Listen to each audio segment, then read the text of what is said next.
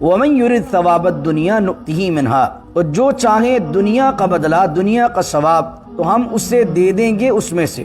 یعنی کہ اگر جہاد کے ذریعے سے کوئی مال غنیمت جمع کرنا چاہتا ہے کہ میں جنگجو ہو جاؤں گا، لڑوں گا اور لڑ کر مال و دولت جمع کر لوں گا، نام پیدا کر لوں گا، تو اللہ فرماتا ہے جو دنیا چاہے گا اس سے دنیا بھی دیں گے۔ وَمَن يُرِدْ ثَوَابَ الْآخِرَةِ نُؤْتِهِ مِنْهَا، اور جو بندہ آخرت چاہے گا ہم اسے آخرت بھی دیں گے۔ تو دنیا والے کو صرف دنیا ہی ملے گی، لیکن جو آخرت چاہے گا اسے دنیا بھی ملے گی اور آخرت بھی ملے گی۔ فرمایا وَسَنَجْزِي الشَّاكِرِينَ، اور ان قریب ہم شکر کرنے والوں کو ان کی جزا دیں گے۔ یعنی جو شکر کرتے ہیں دنیا کے اندر جو نعمتیں اللہ نے عطا کی ہیں، تو اللہ کہتا ہے شکر کرنے والوں کو ہم بدلہ دیں گے، جزا دیں گے۔ پھر اب ان کے بارے میں بات ہو رہی ہے کہ تم جو غزوہ احد میں شامل ہو کر ایک نقصان تمہیں اٹھانا پڑا ہے تو تم گھبرا گئے ہو، تو یہ پہلی مرتبہ صرف تمہارے ساتھ نہیں ہوا۔ وَكَأَيٍّ مِّن نَبِيٍّ، اور کتنے ہی انبیاء ایسے گزرے ہیں، قاتل، جنہوں نے جہاد کیا ہے، لڑے ہیں، معاہ ربیون کثیر، اور ان کے ساتھ کتنے ہی اللہ والوں نے انبیاء کے ساتھ جہاد کیا۔ ربیون آج بھی یہودیوں کے اندر استعمال کیا جاتا ربائے، ربی کا معنی ہوتا ہے رب والے، اللہ والے لوگ، کہ پچھلے زمانوں کے اندر بھی نبیوں نے جہاد کیا ہے۔ جس طرح ہم نے دوسرے پارے کے آخر میں پڑھا تھا حضرت شموئیل علیہ السلام، پھر حضرت داؤد علیہ السلام، حضرت سلیمان علیہ السلام، حضرت ابراہیم علیہ السلام، ان انبیاء نے جہاد کیا اور ان کے ساتھ اللہ والوں نے جہاد کیا۔ تو تم اگر غزوہ احد میں لڑے ہو تو یہ صرف اس امت کے لیے خاص نہیں ہے، بلکہ اس سے پہلے بھی اللہ کے نبیوں نے اور اللہ والوں نے جہاد کیا۔ اللہ کہتا ہے فما وہنوا لما اصابهم فی سبیل اللہ، اور اگر کوئی چیز اللہ کی راہ میں انہیں پہنچی تو وہنو، تو انہوں نے کم ہمتی اور کمزوری نہیں دکھائی ان لوگوں نے۔ تو اللہ کہتا فما وہنو، نہ انہوں نے بزدلی دکھائی، نہ سستی دکھائی، جو چیز بھی اللہ کی راہ میں انہیں مصیبت پہنچی، وما ضعفوا، اور نہ وہ کمزور پڑے، نہ وہ ضعیف ہوئے۔ تو وہ جو اللہ والے تھے انہوں نے یہ تینوں کام نہیں کیے اگر کوئی مصیبت بھی پہنچی۔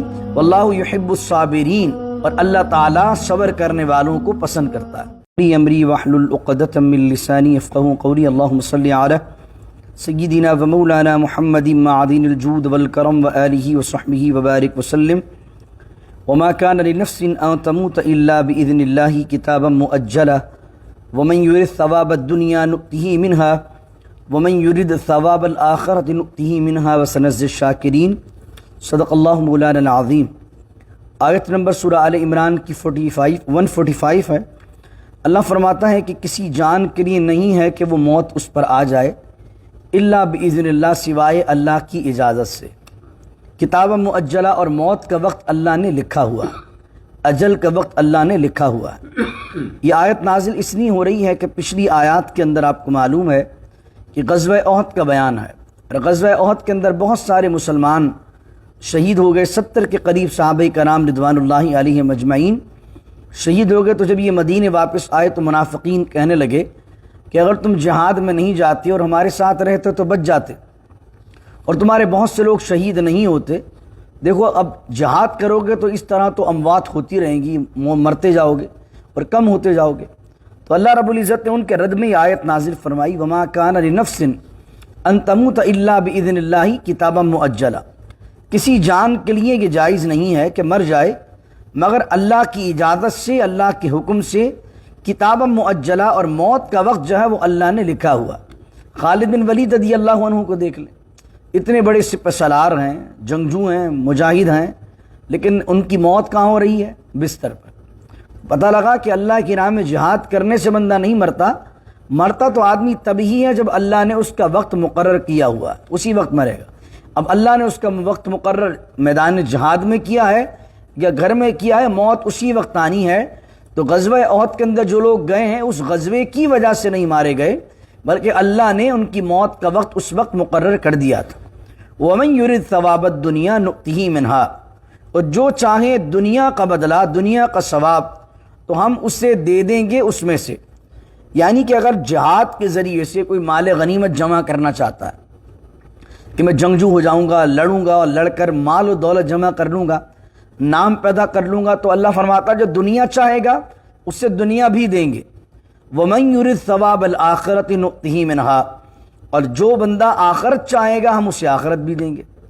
تو دنیا والے کو صرف دنیا ہی ملے گی، لیکن جو آخرت چاہے گا اسے دنیا بھی ملے گی اور آخرت بھی ملے گی۔ فرمایا وَسَنَجْزِي الشَّاكِرِينَ، اور ان قریب ہم شکر کرنے والوں کو ان کی جزا دیں گے. یعنی جو شکر کرتے ہیں دنیا کے اندر جو جو نعمتیں اللہ نے انہیں عطا کی ہیں، تو اللہ کہتا ہے شکر کرنے والوں کو ہم بدلہ دیں گے، جزا دیں گے.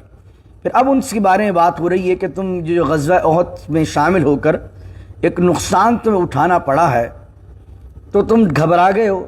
تو یہ پہلی مرتبہ صرف تمہارے ساتھ نہیں ہوا. وَكَأَيٍّ مِّن نَبِيٍّ، اور کتنے ہی انبیاء ایسے گزرے ہیں، قاتلہ جنہوں نے جہاد کیا ہے، لڑے ہیں، معاہو ربیون کثیر، اور ان کے ساتھ کتنے ہی اللہ والوں نے انبیاء کے ساتھ جہاد کیا. ربیون آج بھی یہودیوں کے اندر استعمال کیا جاتا ربائے. ربی کا معنی ہوتا ہے رب والے، اللہ والے لوگ. تو اس زمانے میں جو انبیاء علیہ السلام کے ساتھی تھے، ان کے متبعین تھے، ان کے صحابہ تھے، تو ان کو کہا جا رہا ہے یہاں پر ربیون کثیر، کہ پچھلے زمانوں کے اندر بھی نبیوں نے جہاد کیا ہے. جس طرح ہم نے دوسرے پارے کے آخر میں پڑھا تھا حضرت شموئیل علیہ السلام، پھر حضرت داؤد علیہ السلام، حضرت سلیمان علیہ السلام، حضرت ابراہیم علیہ السلام، ان انبیاء نے جہاد کیا اور ان کے ساتھ اللہ والوں نے جہاد کیا. تو تم اگر غزوہ احد میں لڑے ہو تو یہ صرف اس امت کے لیے خاص نہیں ہے، بلکہ اس سے پہلے بھی اللہ کے نبیوں نے اور اللہ والوں نے جہاد کیا. فما وہنوا، اب اللہ ان لوگوں کی تعریف کر رہا ہے کہ جن صحابہ نے ان پچھلے نبیوں کے ساتھ جہاد کیا تھا، جن اللہ والوں نے ان نبیوں کے ساتھ جہاد کیا تھا. اللہ کہتا فما وہنوا لما اصابہم فی سبیل اللہ، اور اگر کوئی چیز اللہ کی راہ میں انہیں پہنچی تو وہنو، تو انہوں نے کم ہمتی اور کمزوری نہیں دکھائی. ان لوگوں نے اصابہم فی سبیل اللہ، اگر کوئی چیز، اگر کوئی مصیبت، اگر کوئی تکلیف انہیں اللہ کی راہ میں پہنچی تو انہوں نے وہن نہیں کیا. وہن میں نے کل بیان کیا تھا، حضور علیہ السلام نے فرمایا وہن کس کو کہتے ہیں؟ دنیا کی محبت کا بڑھ جانا اور موت سے نفرت کرنا، اس کو وہن کہتے ہیں. اور یہ چیز انسان کی طبیعت میں بزدلی کو پیدا کرتی ہے. تو اللہ کہتا فما وہنوا، نہ انہوں نے بزدلی دکھائی، نہ سستی دکھائی. جو چیز بھی اللہ کی راہ میں انہیں مصیبت پہنچی، وما ضعفوا، اور نہ وہ کمزور پڑے، نہ وہ ضعیف ہوئے، یعنی کہ نہ وہ بزدل بنے، نہ کمزور ہوئے. وما استکانوا، اور نہ وہ ان سے دبنے والے نہیں تھے. وہ تین چیزیں بیان کی، کیونکہ آدمی جب بزدل ہوتا ہے تو آٹومیٹیکلی اس کے ہاتھ پیر کام کرنا چھوڑ جاتے ہیں، وہ خود ہی کمزور ہو جاتا ہے. جب کمزور ہو جاتا ہے تو باطل کے آگے سرنڈر ہو جاتا ہے. کہ تینوں چیزیں ایک ساتھ بیان کر دی اللہ نے، وہنو، ضعفو، استکان. یعنی کہ نہ بزدل پڑھنا ہے، بزدل پڑھو گے تو کمزور ہوگے، کمزور ہوگے تو سرنڈر کر دو گے. تو وہ جو اللہ والے تھے انہوں نے یہ تینوں کام نہیں کیے. اگر کوئی مصیبت بھی پہنچی، واللہ یحب الصابرین، اور اللہ تعالیٰ صبر کرنے والوں کو پسند کرتا ہے. یہاں دیکھیں صبر کے پورے مفہوم کو اس پچھلی آیت نے بیان کر دیا. ہم عوامی پرسپیکٹو جو صبر کا ہے وہ یہ عاجزی کرنا، یعنی کوئی تماشا مارے تو اس سے تماشا کھا لیں، کوئی تکلیف دے تو تکلیف سہ لیں، اور کوئی کام کرنے سے پیچھے ہٹ جائیں. یہ عوامی پرسپیکٹو ہے صبر کے متعلق. لیکن صبر اصل میں کیا ہے؟ وہ جو بیان کیا، نہ بزدلی دکھانی ہے، نہ کمزور پڑنا ہے، نہ دبنا ہے. اگر تم حق پر ہو تو ڈٹ جانا ہے. ڈٹ جانے کا نام، استقامت کا نام صبر ہے. صبر کا مقصد ہے اپنے معاملات سے پیچھے نہ ہٹیں، بلکہ اگر کیسی بھی مشکل آئے، لڑنا پڑے تو اللہ کی راہ میں لڑیں، لیکن اپنے مشن کو نہ چھوڑیں. پھر اللہ نے کہہ رہا، اللہ فرماتا ہے وما کان قولہم الا ان قالوا. اب دوبارہ ایک قرآن کریم کی دعا آ رہی ہے. یہ دعا بھی میں آپ کو یاد ہے کہ جیسے جیسے کوئی دعائیں آتی ہیں تو میں کہتا ہوں وہ دعائیں یاد کر لیں. یہ قرآنی دعائیں، یہ دعائیں ماثورہ کہلاتی ہیں کہ جو قرآن و سنت میں وارد ہوئی ہیں. تو یہ بھی دعا آ رہی ہے وہ اللہ والوں کی جن کی تعریف اللہ کر رہا ہے. وما کان قولہم الا ان قالوا، اور کوئی جملہ نہیں تھا سوائے اس دعا کے. یعنی مصیبت پر وہ شکوہ نہیں کرتے تھے، مصیبت پر وہ ہائے ہائے نہیں کرتے تھے. صرف ان کے منہ پر ایک جملہ ہوتا تھا ان مصیبتوں پر، وما کان قولہم، اور کوئی قول نہیں تھا ان کا، الا ان قالوا، مگر یہ کیا قول تھا؟ ربنا اغفر لنا ذنوبنا، اے ہمارے رب بخش دے ہمارے گناہوں کو، واسرافنا فی امرنا، اور جو اسراف کیا ہے، جو زیادتی کی ہے، جو ہم حد سے بڑھے ہیں ہمارے معاملے میں، وثبت اقدامنا، اور ہمارے پیروں کو، ہمارے قدموں کو ثابت قدم رکھ، منصرنا، اور ہماری مدد فرما، علی القوم الکافرین، قوم کافرین پر. کتنی خوبصورت دعا ہے. یہاں پر علماء نے فرمایا اس دعا کے اندر یہ دیکھیے یہ جو اللہ والے ہیں یہ دعا کے اندر اپنے آپ کو کہہ رہے ہیں گناہگار۔ سب سے پہلے کیا کہا انہوں نے؟ ربنا اغفر لنا ذنوبنا، اے اللہ ہمارے گناہوں کو بخش دے۔ اللہ والے کہہ رہے ہیں گناہگار، لیکن اللہ انہیں گناہگار نہیں کہہ رہا۔ اللہ انہیں اس سے پہلے والی آیت میں کیا کہہ رہا تھا؟ وَكَأَيٍّ مِّن نَبِيٍّ قَاتَلَ مَعَهُ رِبِّيُّونَ كَثِيرٌ، کتنے ہی نبی ہیں جنہوں نے جہاد کیا اور کتنے ہی ان کے ساتھ اللہ والے ہیں، رب والے ہیں، ان کو ربیون کہا۔ تو اللہ والوں کی شان یہی ہوتی ہے کہ وہ اپنے آپ کو خود نیک نہیں کہتے، اللہ انہیں نیک کہتا ہے، وہ تو اپنے آپ کو گناہگار ہی کہتے ہیں۔ اللہ اکبر۔ اور بندے کو دعا کا طریقہ کیا ہونا چاہیے؟ یہ دیکھیں قرآن ہمیں سکھاتا ہے کہ وہ اللہ والے بھی ہیں، نیک بھی ہیں، اللہ کی راہ میں جہاد بھی کر رہے ہیں، اللہ کے دین کی ترویج بھی کر رہے ہیں، لیکن جب دعا شروع کر رہے ہیں تو کہاں سے کر رہے ہیں؟ ہم کیا کہتے ہیں؟ ڈائریکٹ شروع ہے بسم اللہ الرحمن الرحیم، اے اللہ میرا یہ کام کر دے، میرا یہ کام کر دے، مجھے یہ دلا دے، مجھے گھر دلا دے، مجھے پراپرٹی دلا دے۔ دعا کا طریقہ یہ نہیں ہوتا۔ طریقہ دعا کا کیا ہوتا ہے؟ یہ ہوتا ہے جو اللہ والے کر رہے ہیں۔ سب سے پہلے آپ اپنے گناہوں کی بات کرتے ہیں، اللہ سے استغفار کرتے ہیں۔ شروع یہاں سے کریں گے، آپ بعد میں اپنی بات کریں گے۔ آپ شروع کہاں سے کر رہے ہیں؟ ربنا اغفر لنا ذنوبنا، اے میرے مولا ہمارے گناہوں کو بخش دے۔ واسرافنا فی امرنا، اور اللہ ہم نے جو اسراف کیا ہے اپنے معاملے میں وہ بھی ہمیں معاف کر دے۔ اسراف کس کو کہتے ہیں؟ اللہ نے اگر کسی چیز کی حد بنائی ہے، حد سے بڑھنا اسراف کہلاتا ہے۔ اس طریقے سے کہتے ہیں ہم جیسے پانی میں اسراف نہ کرو، اس سے مراد کیا ہوتی ہے کہ جتنا وضو کے لیے پانی چاہیے اتنا استعمال کیجیے، اس حد سے نہ بڑھیے۔ پیسوں پہ اسراف نہ کرو، اس سے مراد کیا ہے کہ جتنا خرچہ بنتا ہے بچوں کی شادی کرنے میں، اپنی زندگی گزارنے میں، جو ضروریات زندگی ہیں اتنا ہی خرچ کرو، زیادہ ایکسٹرا حد سے نہ بڑھو۔ اسراف اس کو کہتے ہیں۔ تو سب سے پہلے کیا دعا کر رہے ہیں؟ اے اللہ ہمارے گناہوں کو بخش دے۔ اور اگر ہم نے اپنی زندگی میں کوئی زیادتی کر دی ہے کسی بھی لحاظ سے، اگر ہم کسی بھی جگہ حد سے بڑھ گئے ہیں تو اے اللہ ہمارے اس معاملے میں بھی ہمیں معاف کر دے۔ وَثَبِّتْ أَقْدَامَنَا، اور اے اللہ باطل کے خلاف، غلط بات کے خلاف، غلط طاقت کے خلاف اے اللہ ہمیں ثابت قدم رکھ، ہمارے پیروں کو مضبوط کر دے، ہمیں پائے استقلال عطا فرما، وانصرنا، اور ہماری مدد فرما، علی القوم الکافرین، قوم کافرین پر۔ تو یہ دعا ضرور یاد کر لیں، آیت نمبر 147 ہے سورہ آل عمران کی۔ پھر آخری آیت پڑھتا ہوں آج کے درس ہی، فآتاہم اللہ ثواب الدنیا وحسن ثواب الآخرہ واللہ یحب المحسنین۔ اللہ اب ان لوگوں کی بات کرتا ہے جنہوں نے دعا کی۔ اللہ فرماتا ہے اور اللہ نے عطا کر دی، اللہ نے عطا کیا انہیں دنیا کا ثواب، دنیا کا بدلہ، وحسن ثواب الآخرہ، اور آخرت کا ثواب۔ اور آخرت کا ثواب کون سا؟ اچھا ثواب۔ دیکھیں یہاں دونوں میں ثواب کا لفظ استعمال ہوا ہے، لیکن جب آخرت کی بات کی تو وہاں حسن کا لفظ استعمال کر دیا۔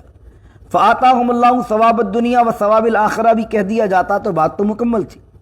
اللہ انہیں دنیا کا ثواب بھی دے دیتا ہے اور آخرت کا ثواب بھی دے دیتا ہے، لیکن دنیا کا ثواب کی بات ہوئی تو کہا ثواب الدنیا، لیکن آخرت کی بات ہوئی تو کہا وحسن ثواب الآخرہ۔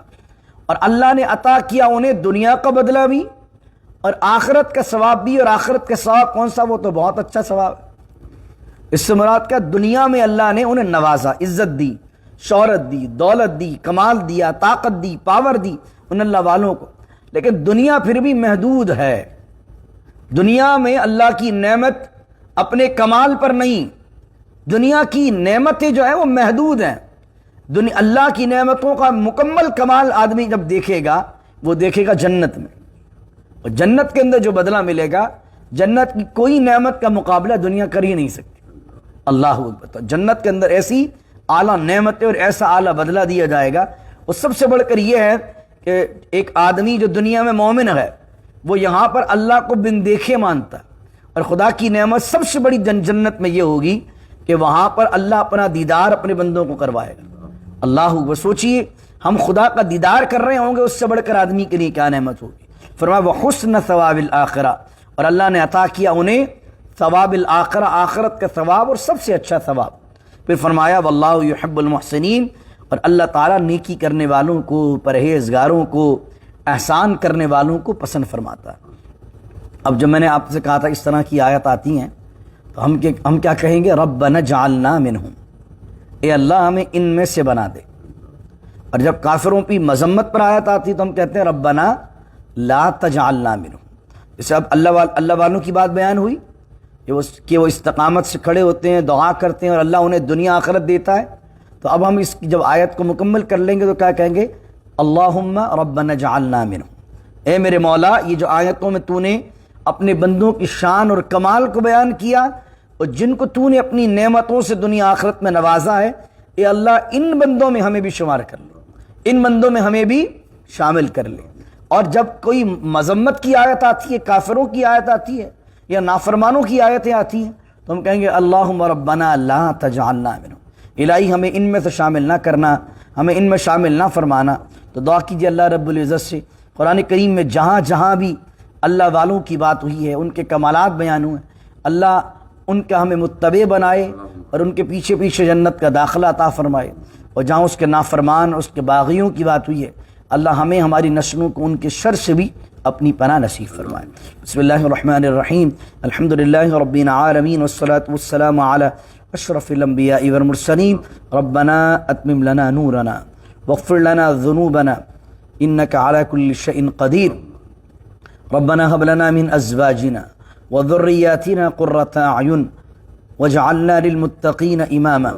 ربنا اغفر لنا ذنوبنا واسرافنا في امرنا وثبت اقدامنا وانصرنا على القوم الكافرين. ان الله ملائكته يصلون على النبي يا ايها الذين امنوا صلوا عليه وسلموا تسليما. اللهم صل على سيدنا ومولانا محمد معدن الجود والكرم وآله وصحبه وبارك وسلم.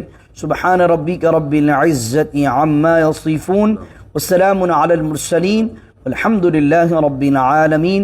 لا إله إلا الله محمد رسول الله صلى الله عليه وسلم.